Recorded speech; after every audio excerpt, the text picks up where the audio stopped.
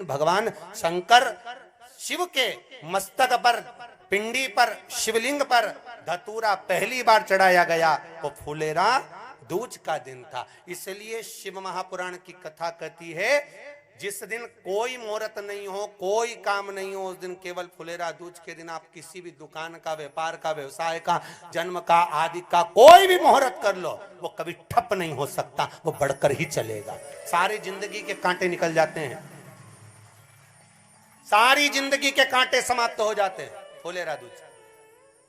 कहते हैं दुनिया में सब दिन का दान, सब दिन का पुण्य समाप्त हो सकता है, और फुलेरा दूज का दान, पुण्य, सत्कर्म, भजन, कीर्तन, नाम स्मरण समाप्त नहीं होता। चक्कर आ जाते हो, अचानक गिर जाते हो, हापड़ी भराने लगती हो थोड़ा सा चलने पर, श्वास फूल जाती हो ज्यादा चढ़ने पर, उनके लिए विशेष है कि धतूरे की जड़ को, धतूरे का जो फल होता है उसकी जड़ महाराज निकाल कर, धोकर, उसको घिसकर शंकर भगवान पर उसका लेपन कर दीजिए।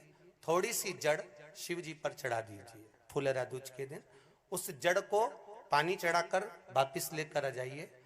जो मिर्गी का मरीज होता है, जिसको दमे की शिकायत होती है, श्वास की होती है, चलने में हापड़ी भरा जाती हो, फुलेरा दूज के दिन दोपहर के समय पर उसको वो जड़ केवल 3 या 4 बार सुगंध में सुंगा दी जाती है, तो मिर्गी की बीमारी समाप्त हो जाती है, और जिसको दमा श्वास फूलता है उसको भी आराम लग जाता है। फुलेरा दूज के दिन उसके लिए नित्य आनंद का सुख दे जाती है। और भी ध्यान दें, जिसको बहुत भारी बीमारी हो, डॉक्टर कह रहे हैं कि ऑपरेशन की जरूरत है, ऑपरेशन कराना पड़ेगा, गांठ हो गई है, ये हो गया है, वो हो गया है, निवेदन है एक धतूरा फुलेरा दूज के दिन भगवान शंकर के शिवलिंग पर समर्पित करें, और 5 बेलपत्र नंदीश्वर भगवान पर अर्थात भगवान नंदी पर समर्पित करें। जीवन में कितनी बड़ी भी बीमारी होगी वो आगे नहीं बढ़ सकती, ऑपरेशन की जरूरत नहीं पड़ सकती, वो केवल फुलेरा दूज पर हो।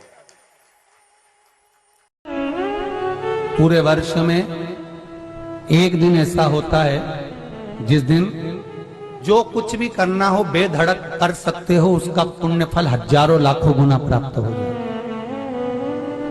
वो है फुलेरा दूज का दिन। मान लो कोई व्यापार आप कर रहे हो और कोई व्यापार ऐसा है या फिर शरीर में ऐसा कोई रोग हो गया कि धीरे धीरे शरीर गलता ही जा रहा है, कहीं शुगर पकड़ रही, कहीं बीपी पकड़ रहा, कहीं किडनी, कहीं लीवर गड़बड़ कर रहा है, कहीं नेत्रों से परेशान, कहीं श्रवण शक्ति से परेशान, कहीं घुटने से, कहीं कमर से, कहीं हाथ पैर से, तो इस तरह के तकलीफ अगर चालू है आपको, शिव महापुराण की कथा कह रही है। सबसे पहले व्यापार के लिए कि आपका अगर व्यापार नहीं चल रहा है, बहुत कष्टप्रद है, बहुत ज्यादा तकलीफ में, और व्यापार ठीक चल ही नहीं रहा, सारे उपाय कर कर देख लिए, सब तरह से हताश हो गए, तो एक फुलेरा दूज का कर लेना। अमर बेल के 7 टुकड़े, कितने टुकड़े? 7 अमर बेल के टुकड़े, 7 कमलगट्टे,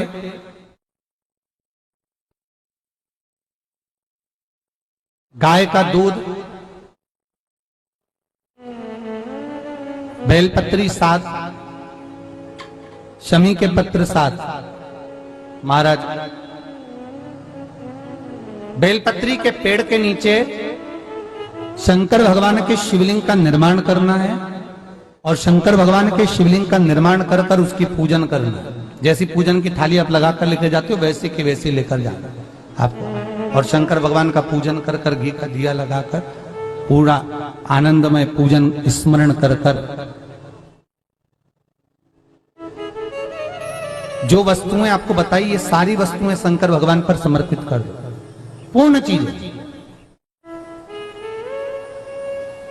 दिया जब तक विसर्जन ना हो जाए, दिया ठंडा ना हो जाए, तब तक वहीं बैठिए। दिए में उतना घी डालिए जितनी देर आप पूजन कर लें, बैठे। उसके बाद में बाबा के ऊपर चढ़ी हुई कमलगट्टा और अमरबेल का टुकड़ा उठाकर ले आइए। ये केवल फुलेरा दूज के दिन का है, इसके सिवाय नहीं कर सकते इसको, ठीक है। और बाबा का शिवलिंग विसर्जन कर दीजिए, उसको लेकर, पर ध्यान देना पहले शंकर का शिवलिंग विसर्जन करना, फिर वस्तु को लेकर घर में आना। अमरबिल का टुकड़ा और कमल गट्टा, ये आपको घर पर लेकर आना है। व्यापार वाली जगह में कहीं पर भी उसको लाल वस्त्र के अंतर्गत भगवान शंकर कुबेर भंडारी का नाम लेकर, कुबेरेश्वर महादेव का स्मरण कर कर, कुबेर भंडारी का नाम लेकर, उस शंकर जी का नाम लेकर, और किसी भी जगह पर अपनी अलमारी में, तिजोरी में, बरकत स्थान पर, दुकान में, व्यवसाय में, गुल्लक में, जहां मर्जी पड़े एक जगह पर उसको रख देना।